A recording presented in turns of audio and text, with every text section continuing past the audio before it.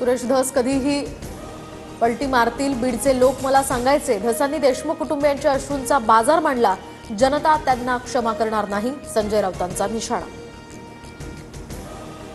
बीड हत्या प्रकरणावरून सुरेश धस आणि धनंजय मुंडेंमधील मनभेद दूर करू। धस मुंडेंनी एकत्रित काम केल्यास देशमुखांना अधिक चांगला न्याय मिळेल, मंत्री बावनकुळेंचा सल्ला। सुरेश धस धनंजय मुंडेंना भेटले, बोलले, पुढे काय झालं यापेक्षा धस पुढे काय करतील हे महत्त्वाचं।